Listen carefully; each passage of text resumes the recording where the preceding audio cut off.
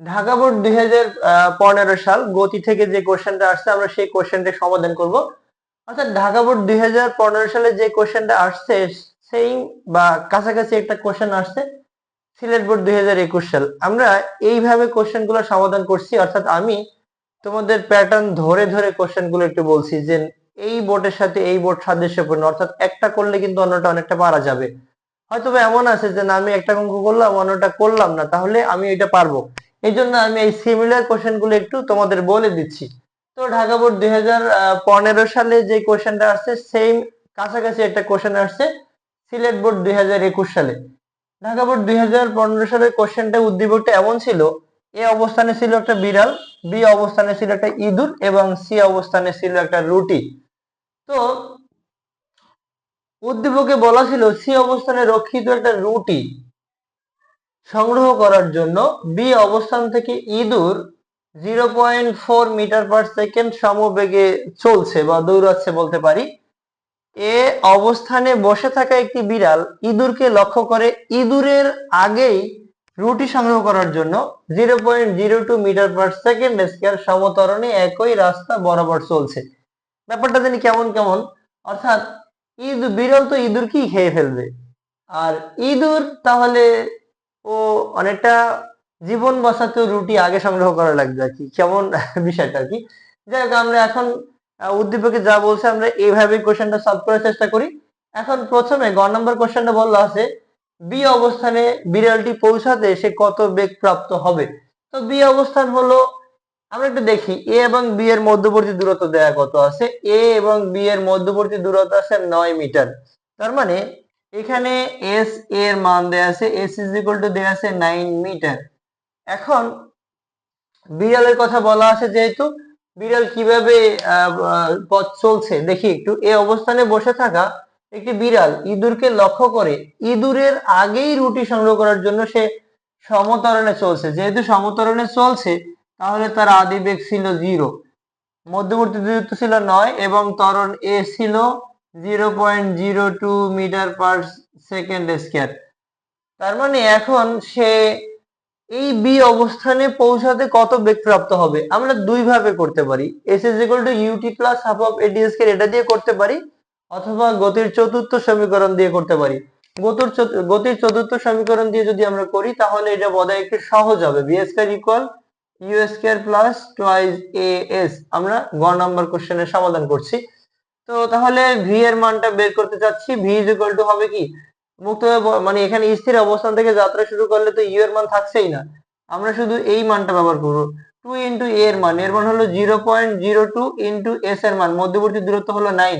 তাহলে এখান থেকে আমরা বেগের মানটা, ভি এর মান আমরা পেয়ে যাই 0.6 মিটার পার সেকেন্ড। খুবই সহজ অঙ্ক ছিল। অর্থাৎ গতির চতুর্থ সমীকরণ ব্যবহার করলে আমরা এই উদ্দীপক দেখে ঘাবড়ে যাব না। আমরা কিভাবে অঙ্ক করব, কি কি দেয়া আছে সেটা যদি আমরা লিখতে পারি তাহলে আমরা কোন সূত্রে ফালাতে পারবো সেটা আমরা ইজিলি বুঝতে পারবো। সুতরাং অঙ্ক আমরা পারবো কি পারবো না সেটা ডিপেন্ড করবে আমার এই যে তথ্য দেয়া আছে, ডাটাটা দেয়া আছে, সেটা আমরা প্রচলিত অর্থ সহকারে যদি সূত্রে ফালাতে পারি বা লিখতে পারি তাহলে আমরা বুঝতে পারবো যে আমি কোন সূত্রে ফালালে অঙ্কটা হয়ে যাবে।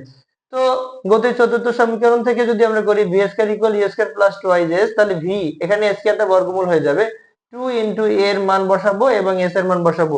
ইউ এর মান তো থাকছেই না, ইউ এর মান তো 0, অর্থাৎ স্থির অবস্থান থেকে চলমান বস্তুর ক্ষেত্রে তো আদিবেগ 0ই হয়। অর্থাৎ বি অবস্থানে পৌঁছাতে বিড়ালটি 0.6 মিটার পার সেকেন্ড বেগ অর্জন করবে। এবারে আমরা দেখবো আসলে কে আগে রুটি সংগ্রহ করবে।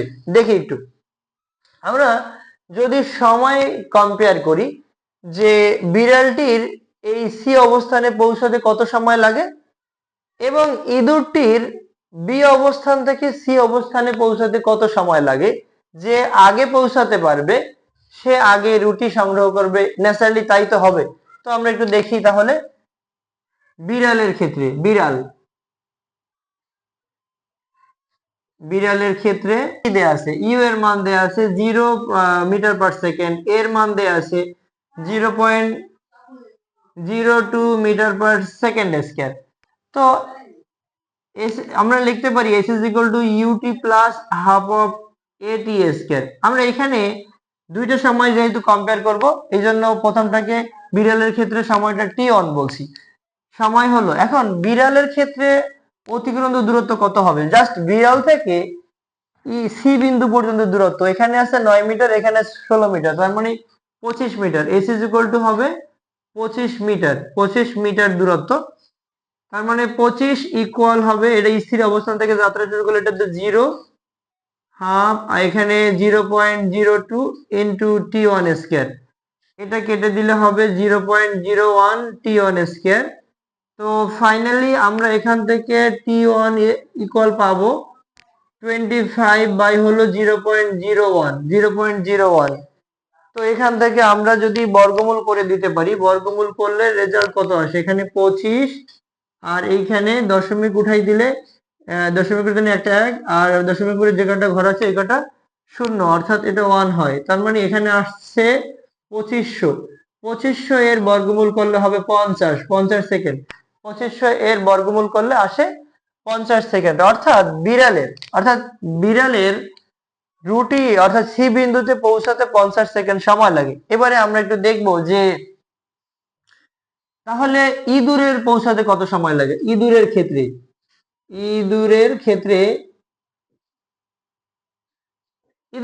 কি কি দেয়া আছে? ইঁদুর কিন্তু 0.4 মিটার পার সেকেন্ড সমবেগে চলছে, ইঁদুর সমবেগে চলছে, তার মানে ভি এর মান হলো 0.4 metre per second, 4 metre per second. এবং ওর ক্ষেত্রে দূরত্ব অর্থাৎ ইঁদুর থেকে রুটির মধ্যবর্তী দূরত্ব হলো এস এর মান হলো 16 মিটার। তার মানে আমরা বের করব টি এর মান, এস ইজ ইকুয়াল টু আমরা ভি টি টু বলবো, টি টু ইকুয়াল হলো এস ভাগ ভি। এস এর মান হলো 16 এবং ভি এর মান হলো 0.4। যদি আমরা দশমিক উঠাই দেই, 16 দশমিকের জন্য একটা 1 এবং দশমিকের পর একটা ঘর আছে, মানে তাহলে 0 মানে 10 হবে। 4 কে যদি আমরা এই 16 কে যদি 4 দ্বারা ভাগ করি, তার মানে 4 হবে, অর্থাৎ 40 সেকেন্ড আসে, 40 সেকেন্ড। তো আমরা দেখলাম যে ইঁদুরের সময় লাগে 40 সেকেন্ড এবং বিড়ালের সময় লাগে 50 সেকেন্ড। তাহলে বোঝা যাচ্ছে যে রুটিটি সংগ্রহ করার জন্য ইঁদুরই আগে পৌঁছাবে। ইঁদুর আগে না পৌঁছালে আসলে বিপদ ঘটে যেত, অর্থাৎ ইঁদুর রুটি খাওয়ার আগে ইঁদুর খেত বিড়াল আর কি।